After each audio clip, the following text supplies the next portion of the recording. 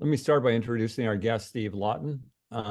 Steve is a commercial real estate broker and business advisor serving owners, builders, cities, and citizens. He has completed careers in public service management, technology consulting, and freight transportation. His public sector career was launched by his interest in how innovation in California's land use policies could deliver walkable, sustainable communities. Steve was a community development director, then economic development director for the city of Hercules. In these roles, he led the effort that created the first form-based zoning code to be adopted by a California city and helped change state planning law to allow similar smart growth innovations. Since 2011, Steve has provided advisory and leasing services to owners and cities seeking to revitalize town centers, create transit-oriented districts, and develop successful mixed-use properties.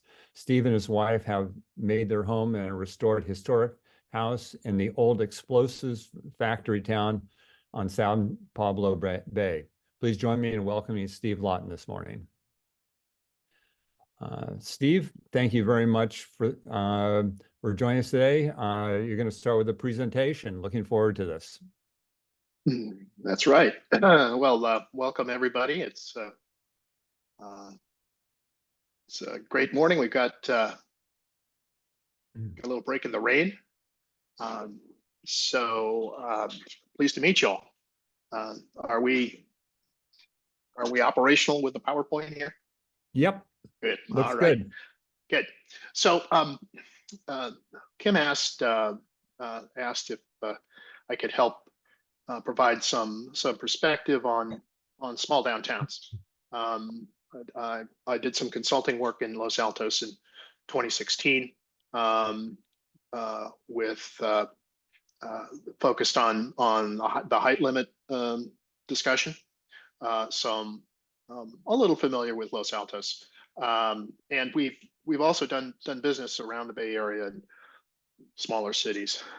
So this is really just getting back to the wisdom of the great philosopher Yogi Berra, who said you can learn a lot just by looking, or you can see a lot just by looking. So we're going to look around the Bay Area at cities and small downtowns to see what we can learn from what works, what has been done, and with application to Los Altos. So generally familiar with some of the issues in Los Altos around the downtown, and let's take a look at other examples around the Bay Area and actually around the country. So these are really just examples that I've seen in my travels over the years that I've learned about, worked with the ownerships and managers on, and we can just say something about it. And they're just like any other urban place. It's available to just get in the car and go see them. And so I think that's my big takeaway is let's take a look at what the state of the art is in city building right now in our area. There's my resume. I'll notice a few of you are on the planning commission. I was on the planning commission here as well. So the Bay Area grew up from villages and hamlets and small towns. Here's 1915, right? Here's about 100 years ago. This is the extent of urbanization in the Bay Area. And so we have these almost self-contained communities, settlements that have grown up as we know over history, and those individual settlements, the center of those were downtowns. So those remain in most cases, though the economy has completely transformed. We can, and it's an example from Los Altos, but all around. The pattern of development in the Bay Area is similar for the Western United States. Los Angeles is another example, and there's but this is the place we live, and I think these are the examples that make sense. Downtowns are important to existing what are now suburban communities because they provide a identity for your town an identity for your location. And so it's very important. It ties up, otherwise we are into placeless sprawl. I mean, without the downtown, there's nothing but houses as far as the eye can see, and there's no center. So it helps make sense on the landscape. So it's pretty important. Also, it can concentrate amenity in one place for the town, and while not maybe within a walkable distance, you can get a lot of what you need in a small downtown, which is a good thing.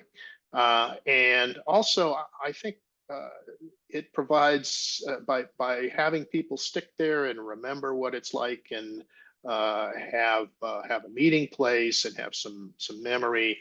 And, social processes go on, the 4th of July parade, the conflicts that play out. Downtown is, with a good, historical society, can contain an anthology of all of the local stories. And that's a place where that occurs. And there's just nothing like it. So it's an important, almost spiritual need for humans to be together. Now, since 2016, downtowns have faced small downtowns have faced a challenge as the rest of the economy, but also there's this transformation in housing and land use policy. So the idea of densifying downtowns is there, and I think that there's a longer discussion about how these changes in land use policy are really going to play out on the landscape now. And I think that the key there is in the general plan. Of course, retail has been transformed with Amazon and everything else. We've all seen it, and work has been transformed through the pandemic. So the challenges and opportunities facing small downtowns in the Bay Area are substantially different than they were, just a few years ago. But of course, there's nothing to say that they're obsolete.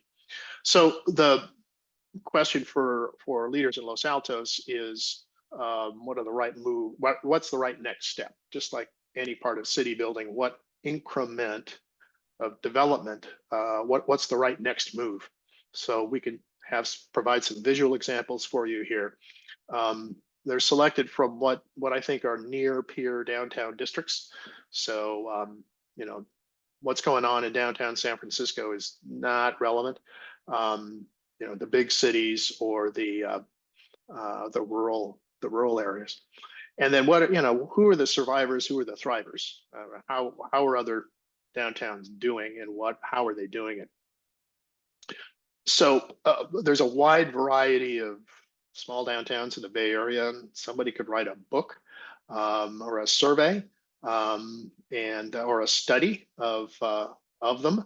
But there are larger and smaller ones. There are downtowns that are managed at the level of a district, and others that are managed just at the level of the property.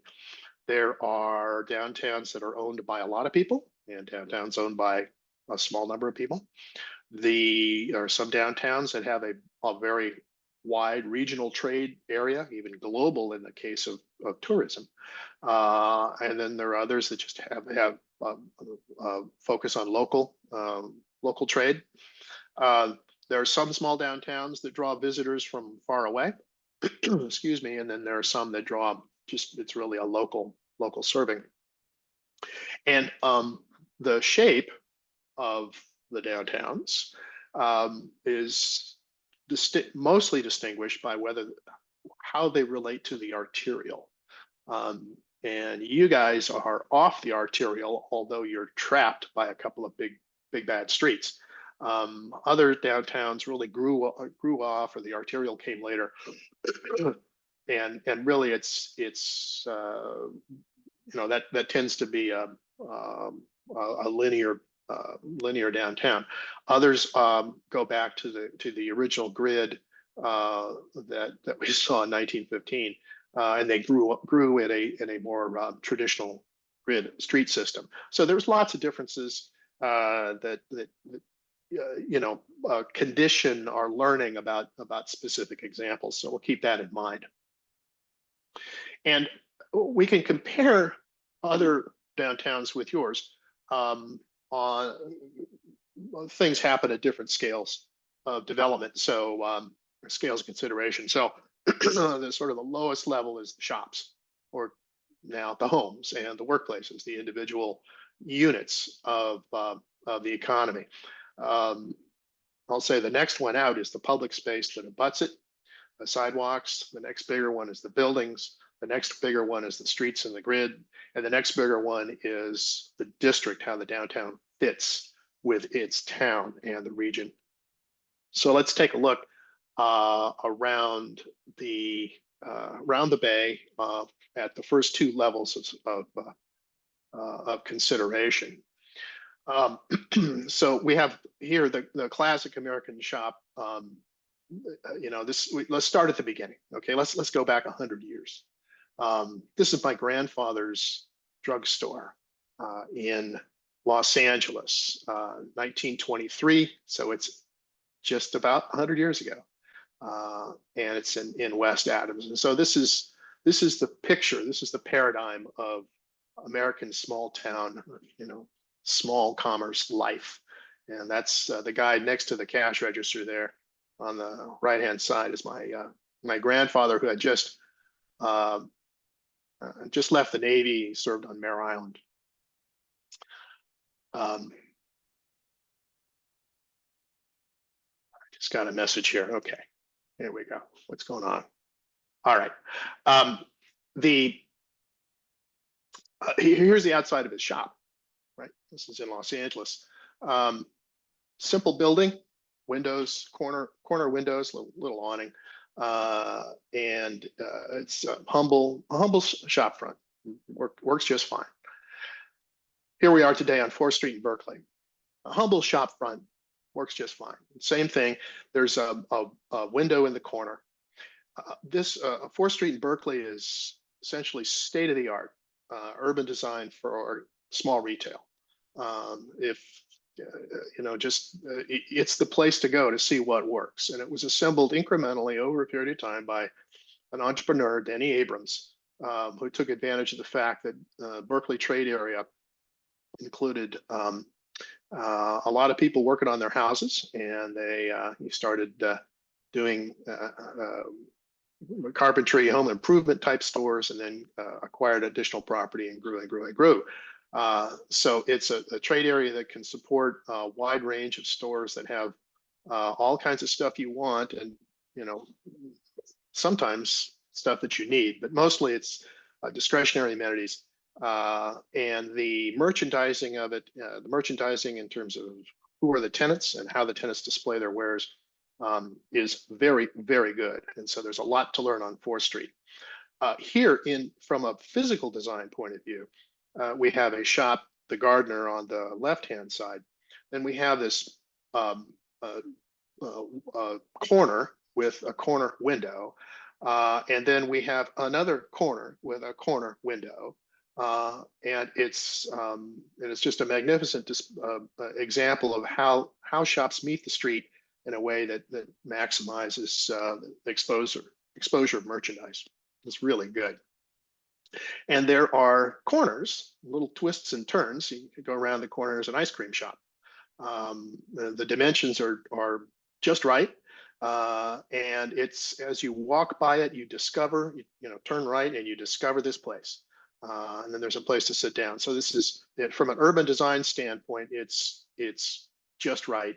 There's a stair going up to the upstairs office or residential unit, right next to the ice cream shop. So it's very tight in terms of function and design. Let's go to and then you can spill out onto plazas. The merchants and owners are doing a really good job these days in outdoor rooms and outdoor gathering places. This is States Coffee in Martinez. It's a really nice shop plaza. It's a coffee shop, but they've just expanded. Same ownership group, I think.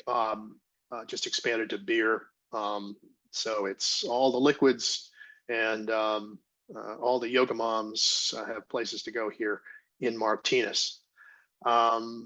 Another outdoor, we're in the Bay Area. Outdoor is fine. This is a different condition than otherwise, other places in the country. So here is another example of an outdoor gathering space for food. It's in Berkeley. It's on Gilman Street, and it's really well done, highly detailed. This is a little bit different but notice there's you can close the door. Contrast to the coffee shop, this is an interior or plaza or food serving area. It's an outdoor restaurant with a little truck on it. So this is the outdoor gathering spot is always is increasingly a good thing. Now we can formalize it a little bit. Let's go across the country to Seaside, Florida. A different climate, different architectural traditions, but some good ideas. And good ideas. This loggia and really kind of a gallery. And this is what retail can be in a mixed-use two-story condition. Now it's in the Southeast United States, but notice how there's some enclosure to the merchandise area, but you're still outside. And this is what retail wants to get, which is the problem of the threshold. We'll talk about that in a minute. And also there's this is a pedestrian, this is not an automobile path, right? This is a pedestrian path. And here's a fun tiny shop on the town green in Seaside. It's literally in the middle of this large town green. It's an ice cream shop. It's all kinds of fun stuff that can be done if there's a location for it and a good operator. Something else that can occur is sidewalk vending. This is a lot of really pretty neat. You can order at the window. I'm familiar with that, and eat over there. This is in Malibu Country Mart in Malibu, and by putting the window up front where the pedestrians are, you catch more customers, and everything is it's just a neat, casual way of getting service done. Here's some more sidewalk vending. Okay, so I didn't see much sidewalk vending in Los Altos, but thank you. It's really a great move. This is Smitten Ice Cream at Proxy SF on Octavia Street in San Francisco. So they're in a container. So there's a container sitting there on at the end of Fell. I think Smitten's gone out of business since, but still the idea of sidewalk vending is something to put in your cap. Then of course there's the food truck, right? So this is really occurred over the past 15 or 20 years. People gotten used to and enthusiastic about food trucks. So there's lots of sort of temporary provisional things that can be done downtown that can be tried out for a while and see if they work. So that's another mode of, here's another retail building. It's a truck. In Hercules, we did a project called Market Hall, where you take the trucks and put them in a barn. This is, you get a little more serious about chowing down here, but you could have a collection of trucks in a barn. That is another form to consider. That's a more serious project with the roof and the tables and the utilities and stuff. The trucks like it because they can plug in. The challenge there is that you need to have a trade area where there's enough demand for trucks. The space can be used for other assembly as well. And this is the container village. You can see the truck barn in the back. but this is the container village we built in Market Hall in the days of redevelopment. These are containers with a deck across between in the middle to create a plaza. And this is the other part of that container village. So there's a town green, a little stage, and just a whole bunch of places to hang out. Bocce courts over here on the left side of the screen. And downtown Los Altos has equivalent spaces to gather and hang out. You can actually sell outdoor. We'll go back to Seaside, Florida here, and here, there's merchandise laying out in the middle of the plaza with shops around the edge. So it's a similar condition, and it works great in many communities. So there's another form that works great for retailers if you're in the right trade area with the right retailers. The buildings almost there's really, these buildings are really easy to do, and the design is not sophisticated, and it's a shed.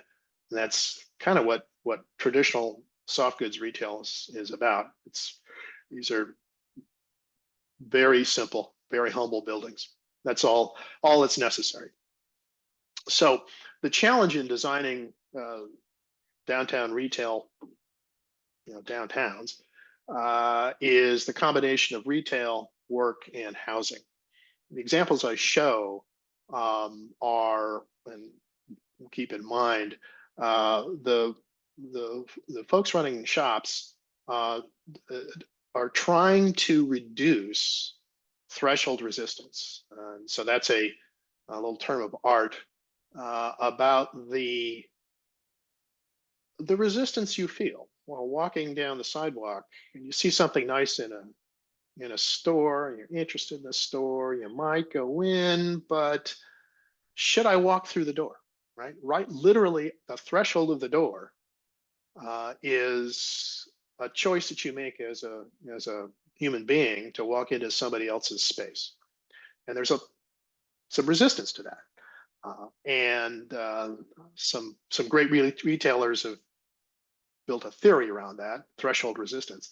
The goal in the design of the storefront is to reduce the little tug that you feel that prevents you from going into the store. So you want to draw people into the store. So the shops want to bring you in and move you around.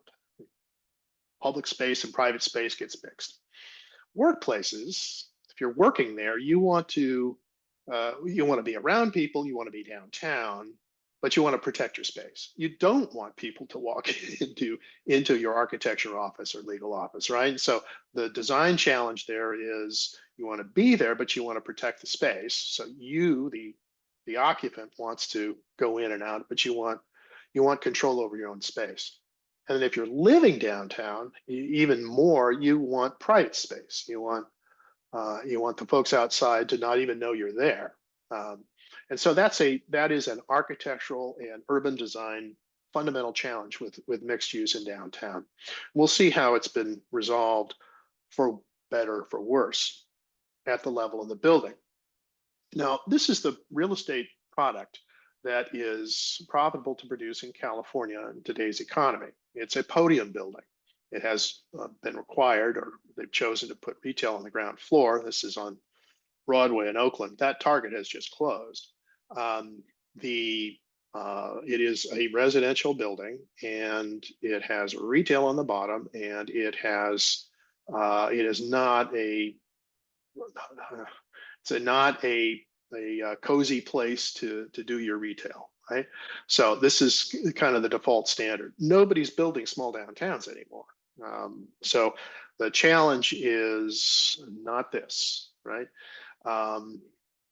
Having retail on the ground floor is better than not in most cases, but on a big arterial like this, this is not, it's walkable, but it's not a highly walkable friendly place to do retail. This is more of a classic corner for the Bay Area. Fairfax, you see examples of these all around, built in the 20s and 30s. And you know, it's a high ceiling on the ground floor, got office or residential above. Um, these are difficult to build these today because of the economics. But this is kind of what you know, sort of a classic two-story downtown, and it's very pleasant, very functional. It's been through multiple changes.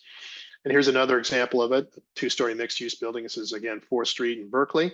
Um, Notice the quiet but kind of elegant sort of deco or sort of streamlined exterior architecture with changes in the on the facade, small changes in the facade, quiet changes on the facade. That building's going to last a long time. The Warby Parker building is an older building and used to have Spinger's restaurant in it, and it's really great to see how that building has been transformed recently by Jamestown.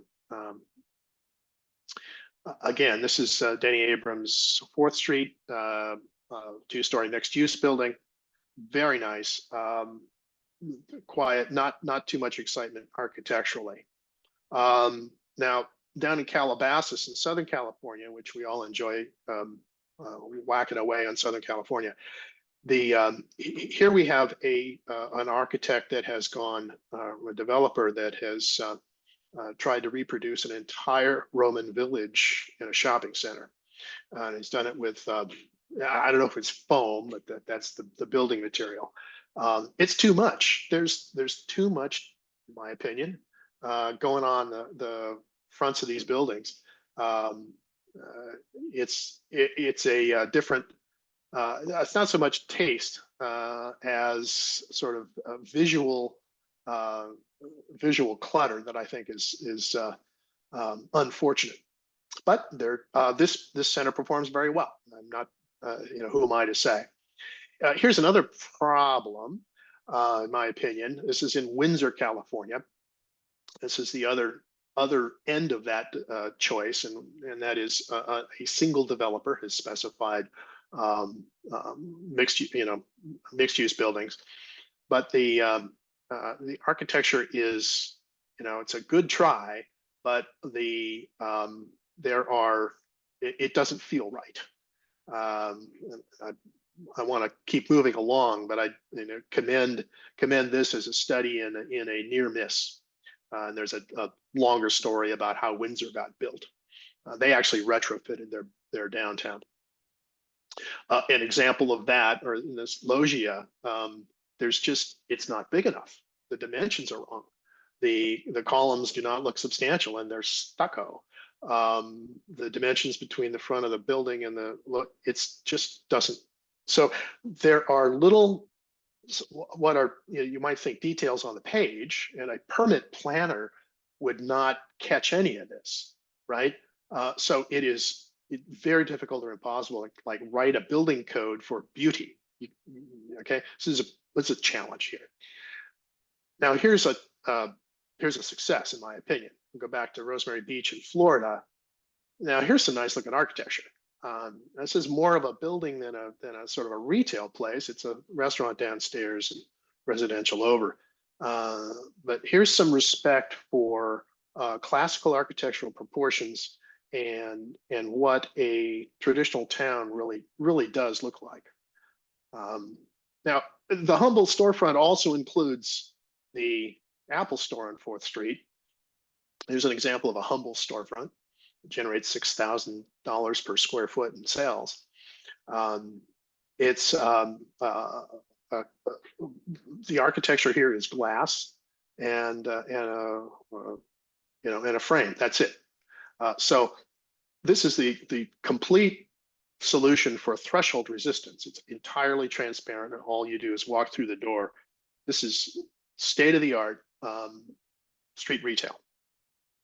Another version of that is down in Costa Mesa, a place called the Camp. And it's the lab at the camp there is literally experimental retail for Orange County. Great place to visit. The developers there are really smart. And Again, a humble storefront displaying merchandise with zero threshold resistance. You don't know whether they're inside or outside to walk in the building. And this is the outside, the street side of that shopping center. It's a shopping center, a little retail center. The only thing that goes on there is retail. So the challenge that we have in California is that since World War II, the paradigm and the codes have been to increase everything has become privatized. All the spaces are private spaces, right? We've forgotten how to build quality public spaces. That's my claim. And it's difficult to do, and it's really almost impossible to do by law, by code. You need talented people working on the right problem. In Seaside, for example, we have a block with a plaza in the center of it. There are no automobiles here. These are all residential buildings. They're beautiful, well-proportioned, quiet architecture. But notice we have a sort of these tall kind of Italianate buildings, and whoops, what's going on the left? That's a completely modern style. So it's not about architectural style. It's about the quality of the execution, what you're trying to achieve. Okay, so this is a plaza behind a retail block. So if the question is, how is housing going to integrate with retail? Here's an answer here. Similarly, you can have full-on play set in the middle of Malibu Country Mart. Works great. You've got shops and stores. There's no housing here, but it's a good example of a block and plaza layout. Now, the challenge also, if you're doing hotel, you're doing other sort of bigger uses, there's always a service side of things, right? So even Healdsburg was a beautiful hotel, but the backside's, not very great. The side is very good. So the conditions, the human condition on the side of the building is really important to pay attention to. You could do a small hotel downtown. This is a magnificently executed boutique hotel in Little Italy in San Diego. Stayed here a couple of times. A great hotel. And so you've got, and it's just on a street. So this is a street, street downtown, street retail with a hotel above and shops below. So here are the shops, completely integrated. You just walk down from the hotel and you're in the coffee shop, bookstore. It's really a good example. Let's take a look at how streets and parking work. Kim asked if I could, pull up some more examples of that. I only have a few, but take a look at how they load trucks around the Sonoma Square. The UPS truck, instead of blocking the curb, there's a central loading zone for trucks. And I think that you've got enough street on Main to do this. And so it's important to pay attention to the function, the actual physical function of downtown loading and utilities. And here's a solution. Parking, it's a challenge, and it's a struggle. This is in Walnut Creek. This is a parking garage over shops, so you've got parking on top, shops below. This is a successful only because it's in Walnut Creek. It's not as strong of a leasing position as the other locations in Walnut Creek, and you're still asking customers to go into a parking structure, and then go through the whole parking structure experience before you even get to the store. So that's a that's a less, there's troubles with that, less optimal. And you also have driveways, right? So here's a sidewalk, and then it just stops. There's an elevator to get to the structure, and the structure has an entrance, and basically you've lost this many feet of sidewalk to the automobile. So there's it's a less successful place as far as I'm concerned. Now, at the level of the district, let me share with you what happened in Lafayette. This is many years ago, early, the early, that's the 2006, something like that. So here's a typical arterial. This could be anywhere Bay Area. And what has happened in Lafayette is that gone from a aggressively uh, uh, non-suburban Lafayette. For many years, the culture there was to resist anything other than fast food on the arterial. And then what has happened is discovered that this is an opportunity site. The gas station and a single story shop turned into office over retail. So this is Lafayette Mercantile with shops. The office on top is well, it's mostly financial and legal and architectural firms. Short walk to BART, and you're in San Francisco. That counted for a lot back when commuting to San Francisco was a thing. But it's a well done building, and it has some lessons to learn. There's a garage. Some of the garage is reserved for public parking. There's street parking also. There were bulb outs that took out piece of the arterial there as well. Notice the details on the building. Those little details make a difference. And so the lesson here is if you're doing a building, protect the budget, because at the end of the construction cycle, the things tend to get value engineered away. Hang on, be sure to provide small pedestrian, visible human details that are memorable and unique and special for the place. Also, the size of this building or set of buildings in Lafayette is about the same size as the grocery store, right? The Los Altos Safeway. So the massing of the footprint, that's, we're getting to the bigger scales here. The Safeway, you can certainly walk through the whole Safeway. This is a different experience on the outside. So the vision for downtown Los Altos specifies new heights, how the street's going to be used, what various uses could be. This is a commendable big step forward. Good, great to see. Great to see after doing the work in 2016. Let me back up here. Part of this I noticed is the idea of doing some entry monuments, roundabouts, and maybe different paving on Main, and the sort of at the entrance at either San Antonio or Foothill, and that's fine. The idea of announcing yourself is it's an ancient idea.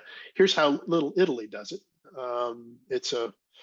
The sign is not at the entrance. The sign is inside the district, and that draws your eye down the street. The entry monuments, you see them everywhere for shopping centers and subdivisions. It's really kind of a suburban thing. And if you, let me suggest that a more effective thing to do is not just sort of stand on the corner and announce yourself, but to sit back and draw the eye, draw the desire to enter into the district.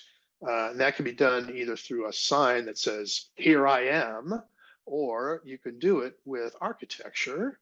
This is called a terminated vista, right? You can see down in between the buildings, and then there's something at the end, right? So what is that? I want to walk there, right? So this is a little trick. Walt Disney used this terminated vista trick in Disneyland by putting the castle and the mountain in the middle. He called it, every place needs a weenie. He called it the weenie and it pulls you in instead of a sign at the outside of the district. And of course, the challenge in all of this is, it's easy to look at buildings and streets. It's pretty, pretty clear, but underneath all of that, is 10 times the amount of complexity and and relationships.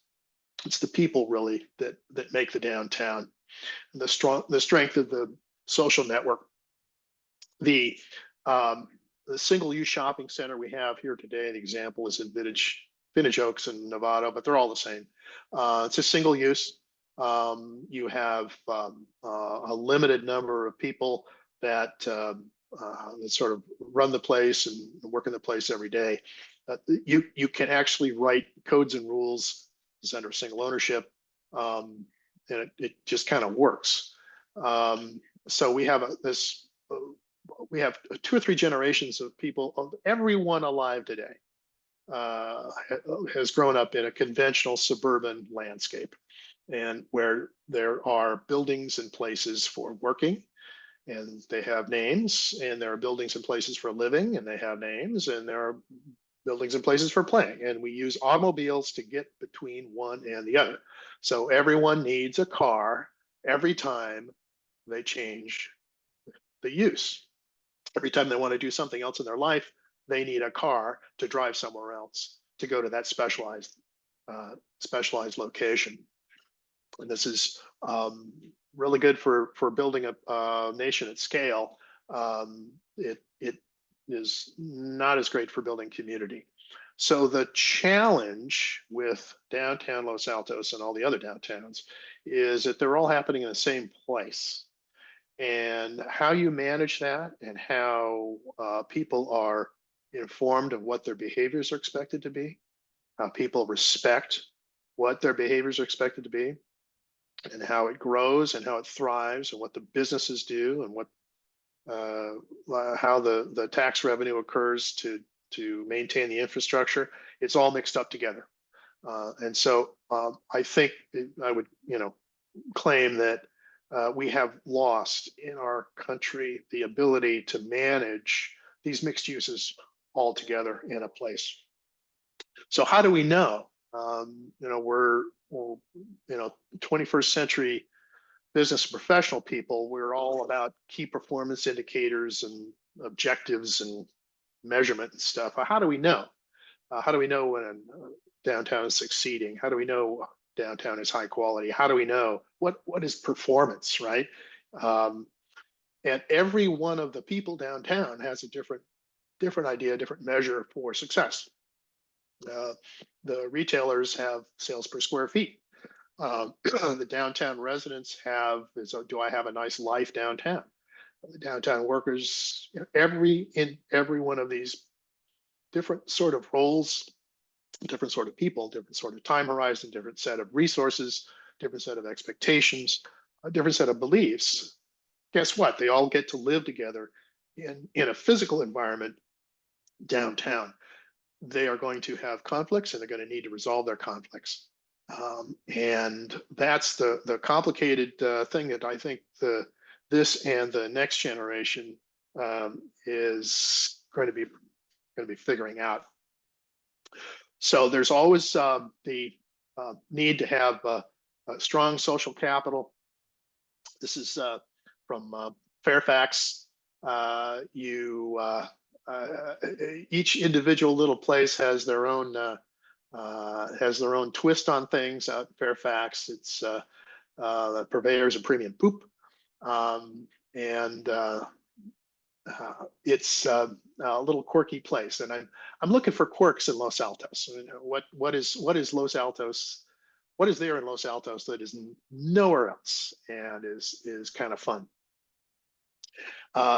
And that social capital, we're really good at writing laws and regulations in California. I think they're very good, but it's hard to talk about the norms, behavior, where these things are.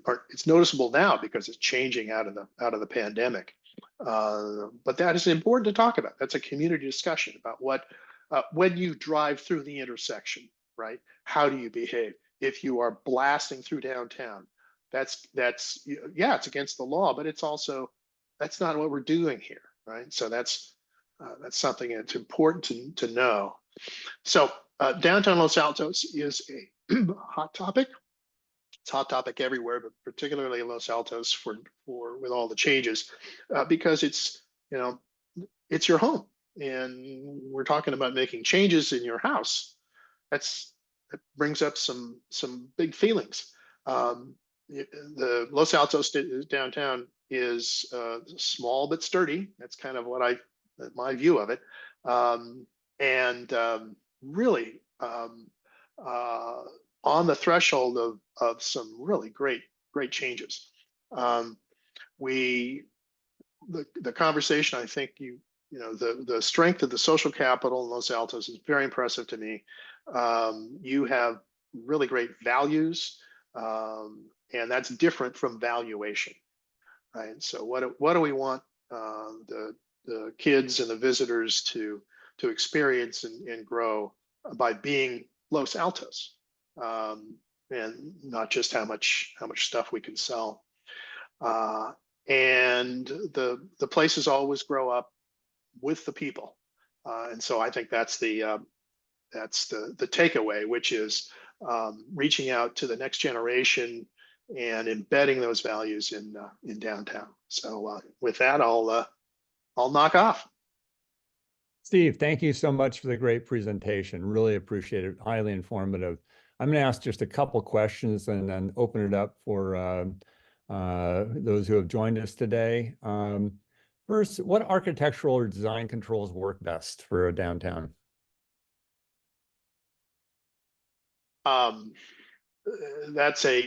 There's no short answer to that. I am of the opinion that the neighborhood is the correct unit of planning, and objective standards for planning, that as little discretion as possible, and a description of the form of the building. I'm a big proponent of form-based codes. And so if you get the form of the building right, the building and the neighborhood,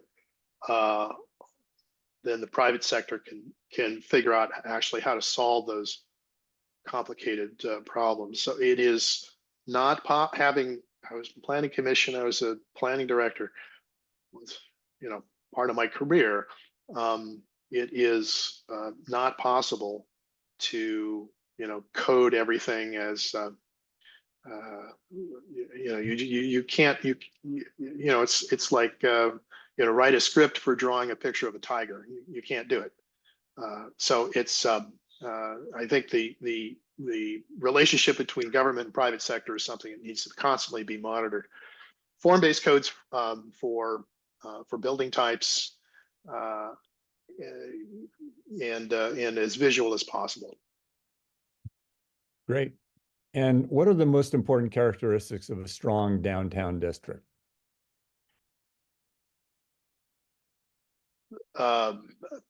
There's it's important that it perform well as a retail place. It's also important that it performs well doing its other functions as well as shopping or working and housing as well. So and I would say an active, how many people are on the sidewalk and how much time do they spend there? If the more time that residents spend downtown, the more successful it is. The better, making a choice to go downtown instead of watching a movie on your television is there we go. That's a win. Great. I'd like to open up now for questions from attendees. So if you are out there and have a question, please raise your virtual hand. Again, no speeches, one question per person.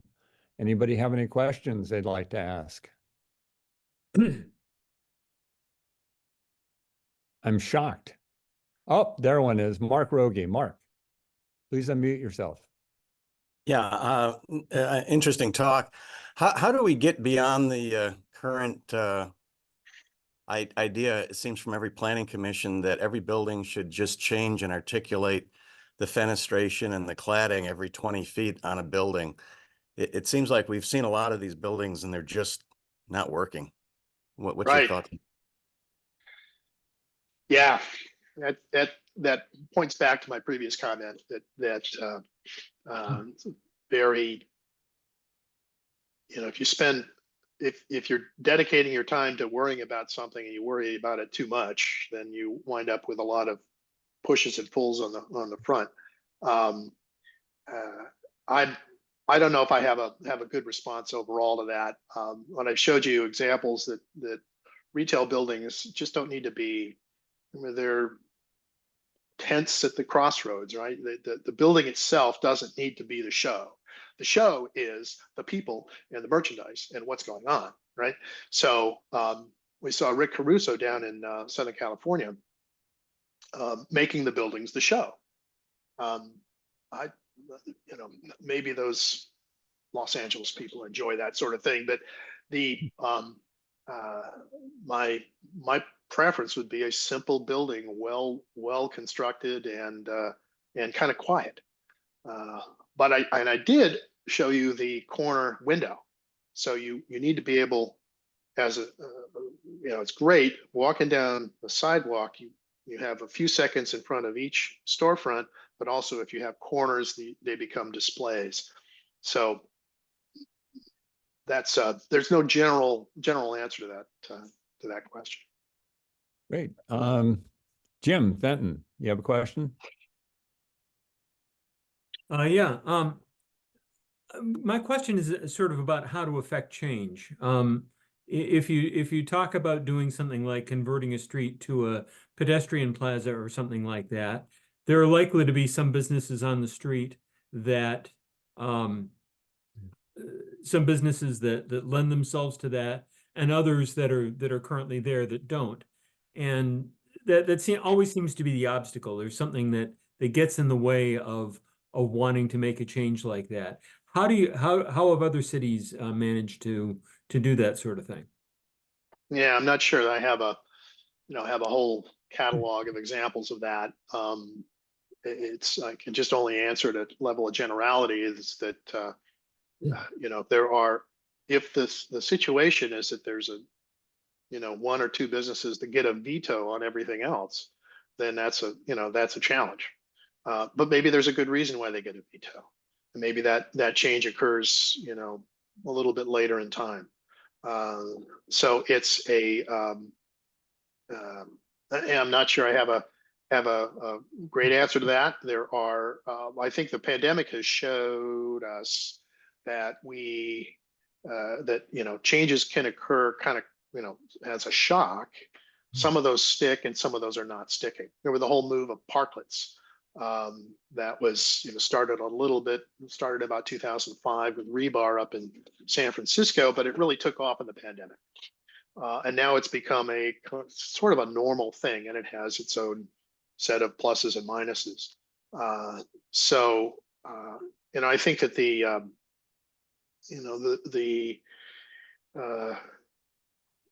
change that has occurred in retail, through not only the pandemic as part of it, but Amazon, just the change in retail has most small retail storefronts. It's a stress. It's stress. It's a tough business. So there need to be some accommodations made if that's a business that is really valuable for the neighborhood. But ultimately, it's a political question for the greater good for the greater number. Thank you. We're almost out of time here. I want to say a few things. One, I know some of you may have to leave at 9:30. Steve's agreed to stay on for a few more minutes. So a few more questions can be asked. But before some of you leave, I want to make a few announcements. Our next meeting will be Friday, February 9 from 8:30 to 9:30 a.m. Please join us for a discussion titled, "What's Ahead for 2024 with Los Altos Mayor Jonathan Weinberg?" If you'd like to be added to the LACC mailing list, please send an email to info@losaltoscommunitycoalition.org. The email is posted in chat for your convenience. And a big thank you to the Los Altos Mountain View Community Foundation for providing LACC with financial and in-kind support. So I'll continue with the questions here. Steve, thanks for agreeing to stay on. Scott, you have a question. Yeah, thank you. Thanks, Kim. Thanks, Steve. Wanted to ask, so one of the things I noticed in the photos and the different places that you were showing, there was a lot of them were in places that were really in need of some serious redevelopment. I mean, Little Italy was one that comes to mind. We know quite a bit about that area. But I also noticed, in Hercules and the like, I believe those were areas that were kind of, I don't, downtrodden is probably not the right word, but they were areas that needed to be activated and go from an empty parking lot, let's say, to something like a container village or something along those lines. Right. So a couple of questions in that. One is, have you personally identified any areas in town that we could really do that? And second, how did in any of those places, I know there's a bit in Little Italy, but how in those places have any business improvement districts or were part of that, and how was that part of that redevelopment? Yeah, Little Italy has a strong BID. They're absolutely, the winning, I didn't mention it, the winning piece here is a organization, proper governance. So bids and P-bids, very important. Also, I heard some folks on the stage company here. Theater, I didn't happen to have any quick shots of theaters downtown, but I would commend a trip to visit the officials in Berkeley for their theater district on Addison Street. Berkeley Repertory Theater is the anchor there, and it's spectacular success. And I was just very pleased to hear about the theater and theater opportunity in downtown. I mean, there's no end to what Los Altos downtown can be.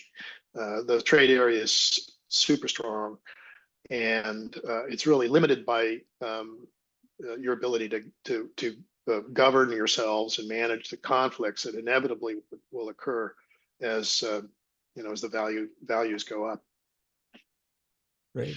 Any other questions? Any other virtual hands that want to be raised? Seen up there, Gary Hedden. One of the things about Los Altos that's pretty special is all those trees downtown. The ash trees in the fall, they're spectacular. People come out, they'll come downtown to see that. It's just, that's one of our strengths. And we had a talk on this series a while ago about denser, greener communities. And so build up some density, get the foot traffic up, but make sure you plant a lot of trees and have other greenery and build that up. That's a way to. I was up in Redwood City yesterday, digressing a little bit here, but every once in a while you have to get your driver's license renewed. So I went up there to do that. And that city is, my goodness, the big construction projects going on. They have these enormous cranes. I don't know what's going on there, big developments, but you can still find these little spots. There was one area where they've closed off the side street off Main, and no traffic, no cars, and you can wander around there. And you can have your coffee shops and restaurants. That's the kind of thing. These little side streets with no cars. We don't do that in Los Altos. I'd like to see something like that if that's at all possible. So my question, finally, sorry, is I've always been intrigued with the idea that someday Waymo or Waymo One is going to become something that actually works for people, where you can have a self-driving car, it's Uber without a driver, come pick you up and take you downtown, solving the parking problem. And I don't know, what is your thought? Do you think there's any future that holds something like that?